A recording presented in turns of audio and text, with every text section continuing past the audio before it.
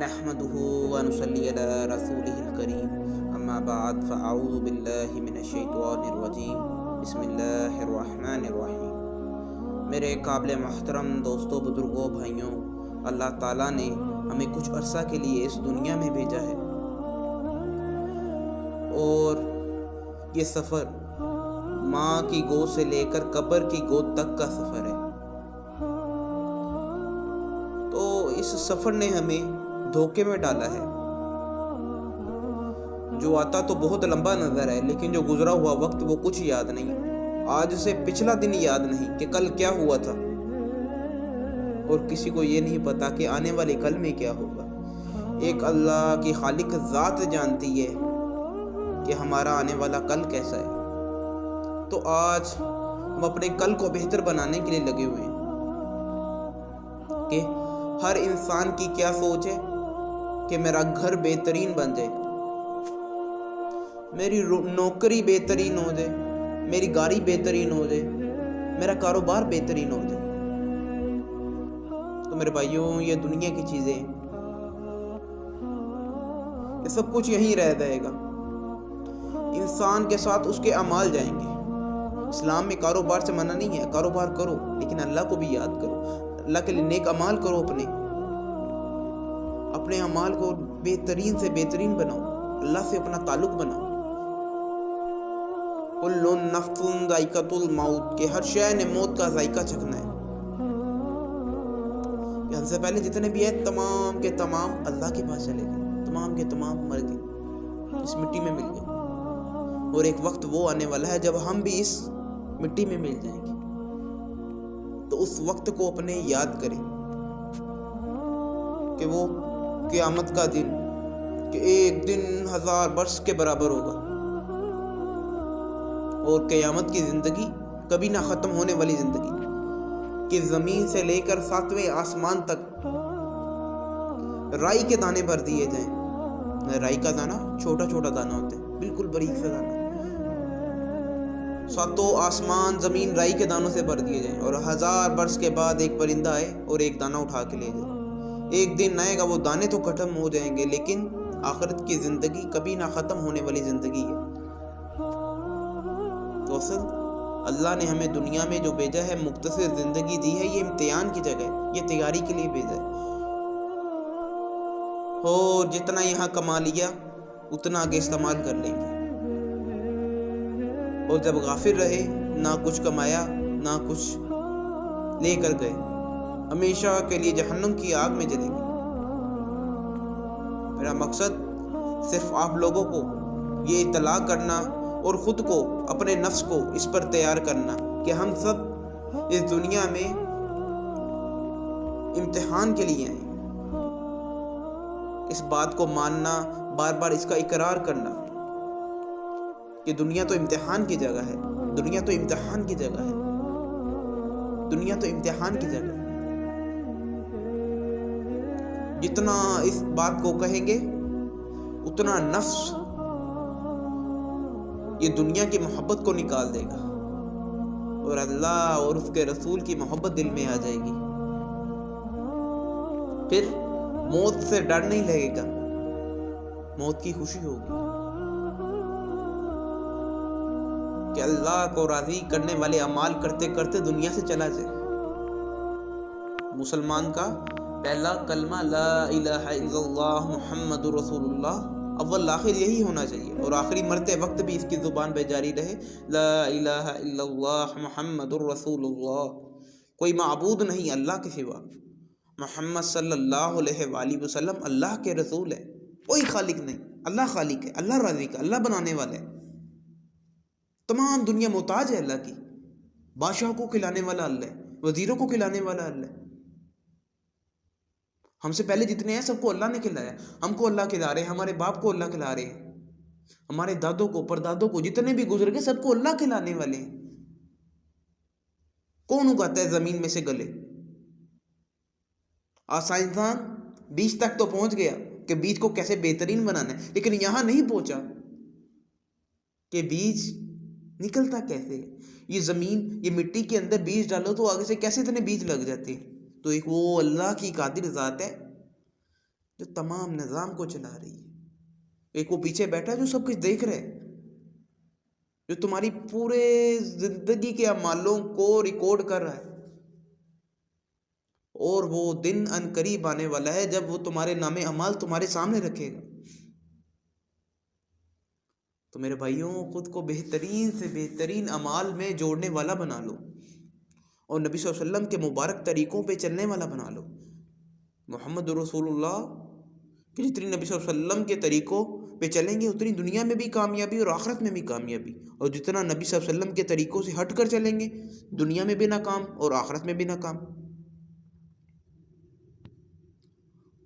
آج ہر انسان کامیابی چاہتا ہے، دل کے اندر سکون چاہتا ہے، سوچتا ہے میرے پاس پیسہ آ جائے گا مجھے سکون مل جائے گا، میں یہ چیز لے لوں گا مجھے سکون مل جائے گا، میں یہ چیز لے لوں گا مجھے سکون مل جائے گا. اللہ نے سکون چیزوں میں نہیں رکھا، اللہ نے سکون اپنے محبوب کے دین میں رکھا ہے. جو شریعت نبی صلی اللہ علیہ وسلم پر اتاری اس کے اندر اللہ نے سکون رکھے. اب جب اس پہ چلیں گے تو سکون ملے گا، تو سکون ملے گا، تو سکون ملے گا. غربت میں بھی مر گیا انسان تو سکون میں، امیری میں بھی مرے گا انسان تو سکون میں.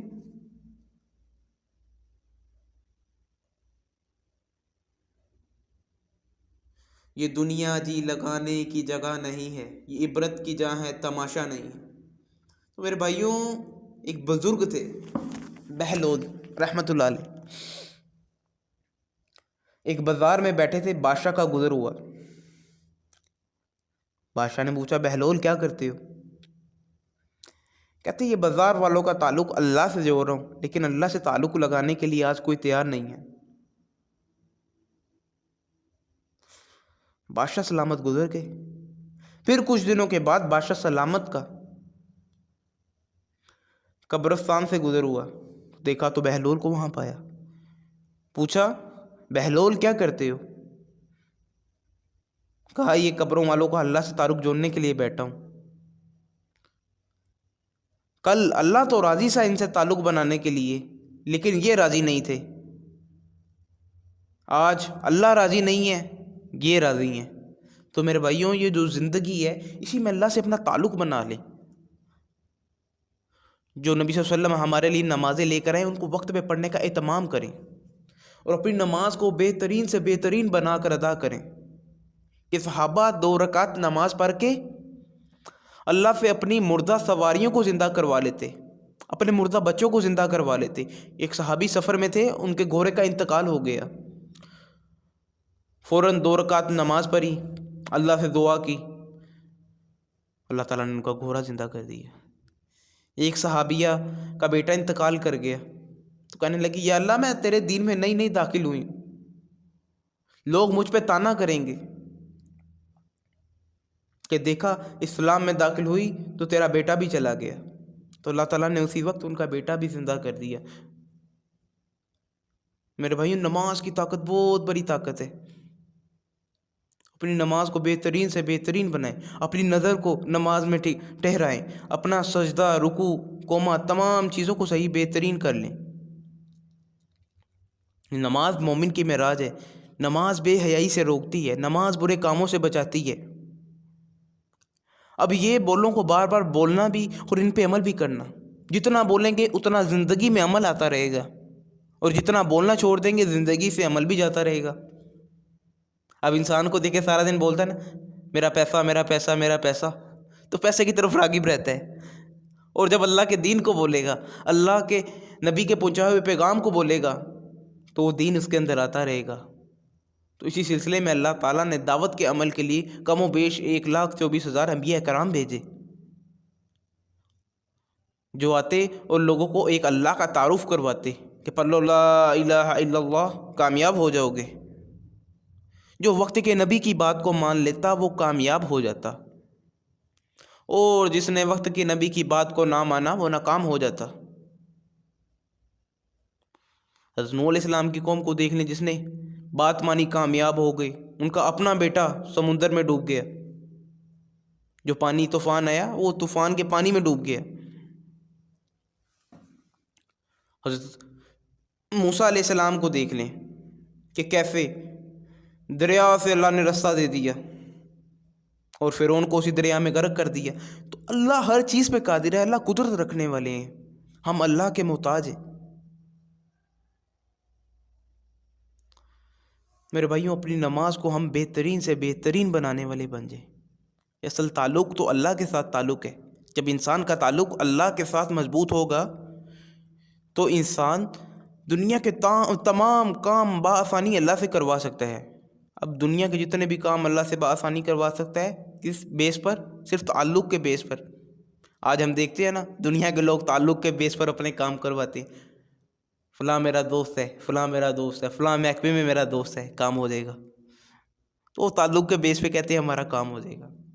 لیکن جس کا تعلق اللہ کے ساتھ ہو تو وہ کیا تعلق ہوگا؟ تو اپنی نماز کو شاندار بنائیں اور اللہ سے اپنا تعلق بنائیں، اور جو بھی کام کریں خالص اللہ کی رضا کے لیے کریں، کہ اللہ ہم سے راضی ہو جائے، کہ اللہ ہم سے راضی ہو جائے۔ تو اللہ کو راضی کرنے والے اعمال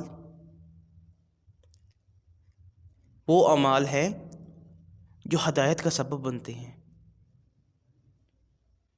ارشاد فرمایا جس کا مفہوم ہے اخلاص والے ہدایت کے چراغ ہیں، جن سے بڑے بڑے فتنے دور ہو جاتے ہیں، کہ اللہ کے راستے میں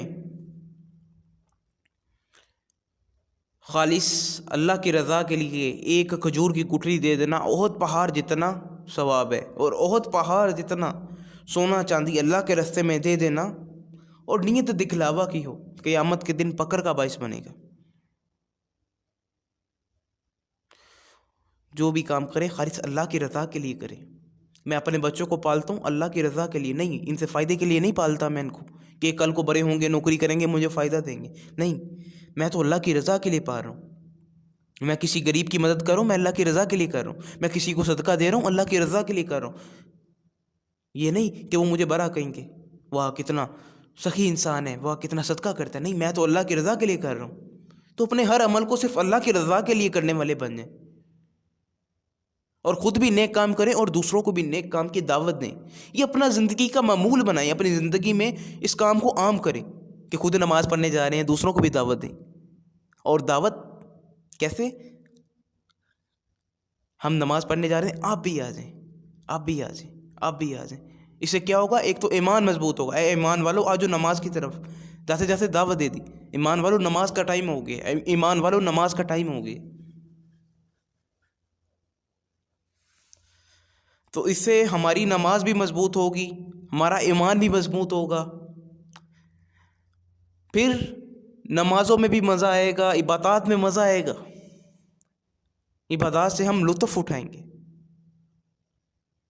اللہ کی رحمتوں کو اترتا دیکھیں گے۔ میرے بھائیوں اس کا اپنا معمول بنا لیں کہ روزانہ 10 آدمیوں کو دعوت دیں نماز کی طرف۔ بہت آسان ہے، جیسے جیسے کہہ دیا آجو بھائی نماز کا ٹائم ہو گیا، آجو بھائی نماز کا ٹائم ہو گیا، ایمان والو نماز کا ٹائم ہو گیا، تو معمول بنائیں۔ انشاءاللہ سب ساتھی ارادہ کرتے ہیں